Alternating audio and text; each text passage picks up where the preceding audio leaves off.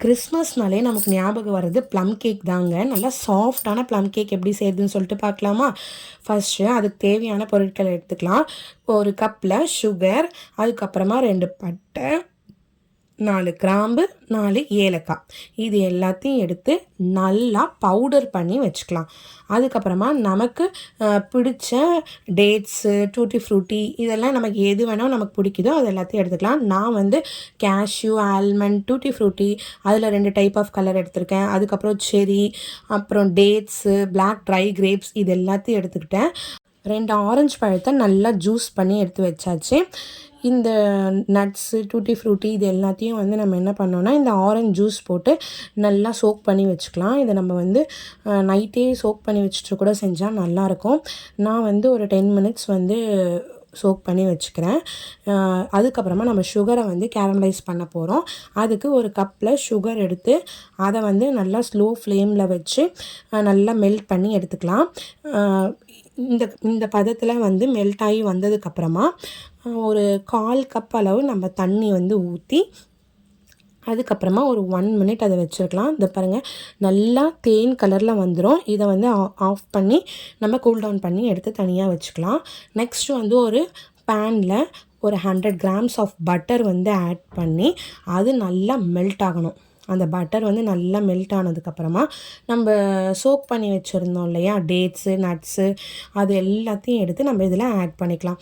அது ஆட் பண்ணதுக்கப்புறமா ஆரஞ்சோடைய தோல் இருக்கு இல்லையா, அதை வந்து கொஞ்சமாக நான் வந்து துருவி வச்சுருந்தேன். அதையும் வந்து எடுத்து போட்டுட்டு நெக்ஸ்ட்டு ஒரு 1 கப் ஆஃப் வாட்டர் வந்து ஆட் பண்ணி ஒரு 10 மினிட்ஸ் வந்து நம்ம அதை நல்லா கொதிக்க வச்சுக்கலாம். 10 to 12 மினிட்ஸ் வந்து நல்லா கொதிக்க வச்சோன்னா நல்ல சாஃப்ட்னஸ் கிடச்சிரும். அதுக்கப்புறமா நம்ம ஒரு மிக்சிங் பவுலில் ஃபஸ்ட்டு நம்ம பவுடர் பண்ணி வச்சுருந்தோம் இல்லையா, சுகர், அதுக்கப்புறம் பட்டை, கிராம்பு, ஏலக்காய், அதை வந்து ஆட் பண்ணிவிட்டு 2 கப் ஆஃப் மைதா வந்து ஆட் பண்ணி அதுக்கப்புறமா ஒரு டீஸ்பூனில் பேக்கிங் பவுடர் ஆட் பண்ணிக்கணும். கொஞ்சமாக சால்ட் ஆட் பண்ணிக்கலாம். இது எல்லாத்தையும் ஆட் பண்ணி நல்லா மிக்ஸ் பண்ணி வச்சுக்கணும். அதுக்கப்புறமா இதை வந்து இந்த டேட்ஸ்லாம் நல்லா நம்ம ஒரு 10 மினிட்ஸ் கொதிக்க வச்சோம்ல, நல்லா கொதித்து அதை தனியாக எடுத்து கூல் டவுன் பண்ணி வச்சுக்கலாம். இந்த பவுடரில் நெக்ஸ்ட்டு கேரமலைஸ் பண்ண சுகரை வந்து எடுத்து இதில் ஆட் பண்ணிக்கலாம். அதுக்கப்புறமா நம்ம கூல் டவுன் பண்ணி வச்சுருந்த இந்த டேட்ஸு அதெல்லாம் எடுத்து ஆட் பண்ணி நல்லா இந்த மாவு கூட வந்து எல்லாத்தையும் மிக்ஸ்அப் பண்ணிக்கலாம். ரொம்ப தண்ணியாக இருக்கணுன்ற அவசியம்லாம் இல்லை, நல்லா ஓரளவு கெட்டியாக இருந்தாலே போதும். நம்ம வந்து இப்போ பேனில் பட்டர் ஷீட் இருந்தால் நம்ம பட்டர் ஷீட் ஆட் பண்ணிக்கலாம். என்கிட்ட பட்டர் ஷீட் இல்லாததுனால பட்டரை அப்ளை பண்ணிவிட்டு மைதா கொஞ்சமாக போட்டு நான் ஃபுல்லாக ஸ்ப்ரெட் பண்ணி வச்சுருப்பேன். அதுக்கப்புறமா இருக்கிற மாவு எடுத்து இதில் போட்டு நல்லா இந்த மாதிரி தட்டி எடுத்து வச்சுக்கணும்.